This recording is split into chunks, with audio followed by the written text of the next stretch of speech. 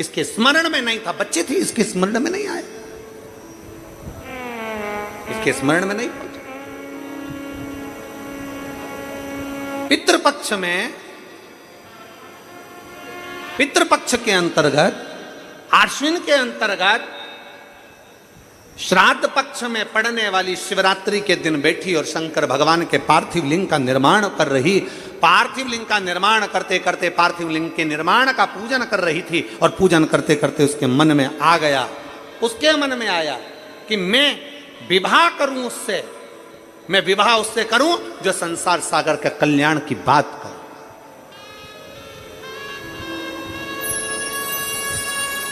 संपूर्ण विश्व के कल्याण की बात, मैं विवाह उससे, पीवरी के मन में आ गया।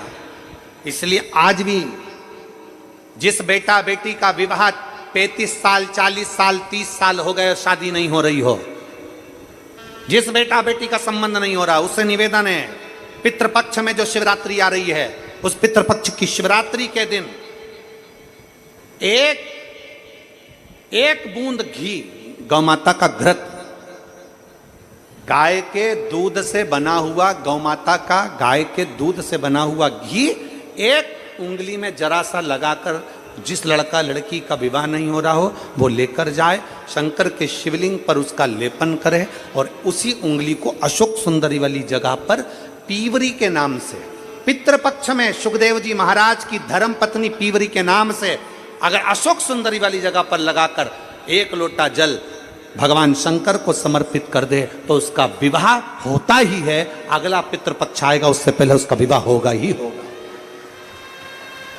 विवाह होगा। गौ माता के दूध से बना हुआ घृत, और निवेदन रहेगा सभी जिनके घर में अगर 35 साल 40 साल 30 साल 25 साल हो गए, 15 साल हो गए, 20 साल हो गए, शादी के बाद में अगर संतान का सुख नहीं हो रहा है, संतान का सुख, तो उनसे निवेदन करेंगे, उनसे निवेदन।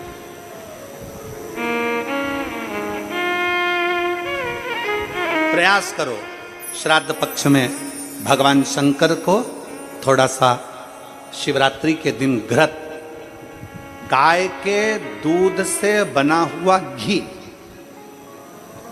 गाय के दूध से,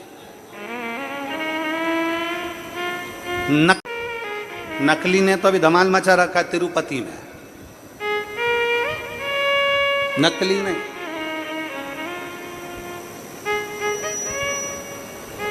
कल हमने कथा में कहा था, आप लोगों के स्मरण में है, कल कथा में कहा था जरूरी नहीं कि 5 लीटर दूध भगवान को चढ़ाया जाए, जरूरी नहीं कि 10 लीटर दूध भगवान को चढ़ाया जाए, जरूरी नहीं कि ढेर सारी सामग्री भगवान को चलाई जाए। शंकर भगवान की कथा कहती है अगर एक बूंद, एक चम्मच भी अगर आप दूध दे रहे हो, असली दीजिए, गौ माता का दीजिए।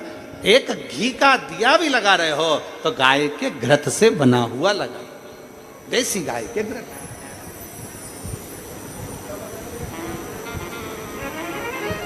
थोड़ा सा भी दो पर भगवान को शुद्ध दो, थोड़ा सा, अशुद्ध नहीं चाहिए भगवान। प्रेमवश भगवान के। अब पीवरी ने मांगा तो निवेदन अगर बन सके, जिनके घर में संतान का सुख नहीं है, अगर ये शिवरात्रि जो आ रही है श्राद्ध पक्ष की, श्राद्ध पक्ष की शिवरात्रि मतलब पितृ और महादेव दोनों का वर हमको प्राप्त होता है। मान लो घर में पितृदोष हो गया, आहुत दोष हो गया, वासुक दोष हो गया, काल सर्प दोष हो गया, सारे दोष तुम्हारे पास में, कोई ने कह दिया मंगल हो गया, कोई ने कह दिया शनि चढ़ गया, कोई ने कह दिया बुध चढ़ गया, कोई ने कह दिया गुरु चढ़ गया, कुछ भी चढ़ जाए, तुम महादेव के पास जाइए। संतान का अगर सुख नहीं है तो बाबा देवादिदेव महादेव को घृत का लेपन कर कर, उसी घृत का थोड़ा सा पान घर पर आकर दोनों पति पत्नी उसी घृत को लाकर उसका पान करो, घृत का लेपन करो, बाबा को जल चढ़ाओ। अगर लेपन नहीं कर सकते तो थोड़ा सा चढ़ाकर भी अगर लेकर आओगे और वो घृत का पान अगर करा है तो संतान का सुख होता ही है।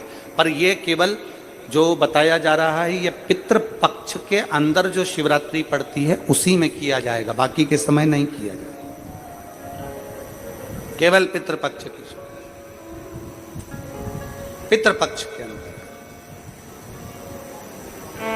और मैंने तेरे ही भरोसे, बाबा तेरे ही भरोसे, हवा बिच उड़ती जावांगी, बाबा डोर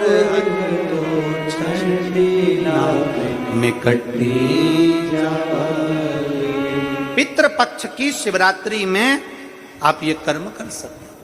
और बड़ी सहजता से सुन लीजिए, बहुत सहजता से।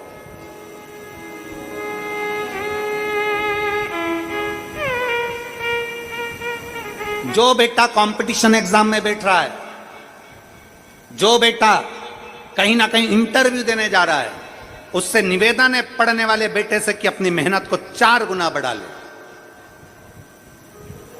अपनी मेहनत को 4 गुना बढ़ा, खूब पढ़ो, खूब अध्ययन करो।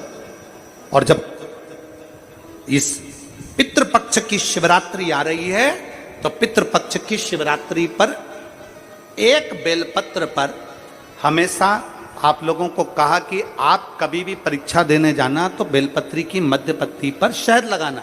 पर अगर पितृपक्ष चल रहा है और पितृपक्ष की शिवरात्रि है, तो मध्य पत्ती पर थोड़ा सा गौ माता का घृत, गाय का घी उस बीच वाली पत्ती पर लगाकर बाबा देवाधिदेव महादेव को इस डंडी का मुख उत्तर की ओर, डंडी का मुख कहां पर हो, जम के बोलो जरा, उत्तर की ओर। उत्तर जानते हो, मतलब जहां शंकर जी का पानी बहकर जाता है, उत्तर की ओर डंडी का मुख हो। अगर डंडी का मुख उत्तर की ओर रखा है और घृत लगा हुआ आपने ये पितृपक्ष की शिवरात्रि पर अगर समर्पित किया है, तो ये निश्चित है अगली शिवरात्रि जब आएगी पितृपक्ष की, तो आपका पत्र उससे पहले इस व्यासपीठ पर जरूर मिलेगा, निश्चित।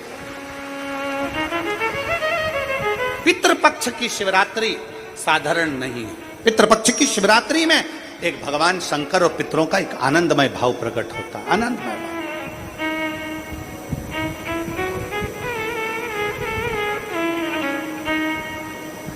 और मैंने तेरे ही भरोसे, बाबा तेरे ही भरोसे, हवा बिच उड़ती जावांगी, बाबा डोर हतो छड़ी ना मैं कटी जावांगी, तेरी शंभो मैं तेरी हवा बिच उड़ती जावांगी, बाबा डोर हतो में कटी जावांगी। पितृपक्ष में पढ़ने वाली शिवरात्रि, पीवरी ने भगवान शिव से वर मांगा। बाबा देवाधिदेव महादेव की कृपा ऐसी हुई कि भगवान शंकर का ही स्वरूप अंश श्री सुखदेव जी महाराज, भगवान शिव का एक अंश स्वरूप श्री सुखदेव जी महाराज। एक बार ये कथा कह रहे थे तो किसी ने पूछा कि सुखदेव जी भगवान शंकर का अंश कैसे हो गए? तो कहा, जिस समय पर भगवान शंकर माता पार्वती जी को अमर कथा सुना रहे थे, अमर कथा सुनते समय त्रिशूल लेकर माता पार्वती चारों तरफ घूमी, सबको भगाया। तोते का अंडा कोटर में गिर गया। उस अंडे के अंदर तोते का बच्चा था, जिसने शंकर भगवान के मुख से अमर कथा को सुन लिया। और वो तोते का बच्चा जब भागा तो व्यास जी महाराज की धर्मपत्नी के गर्भ में जाकर बैठ गया।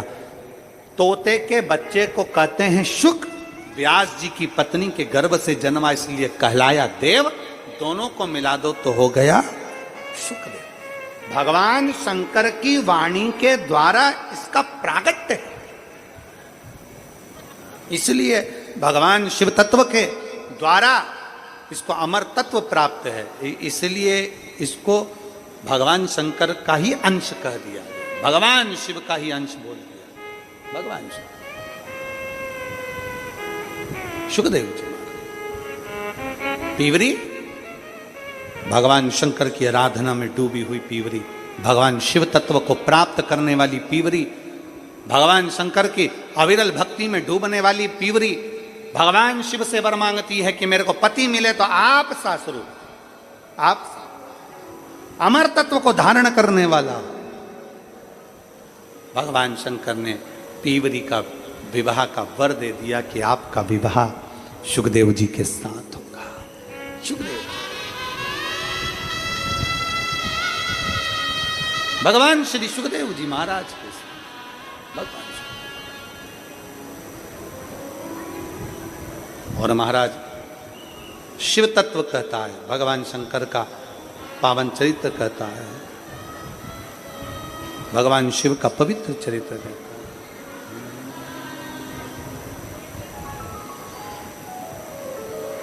कि बुला लो काशी नगरी ओ भोले बाबा,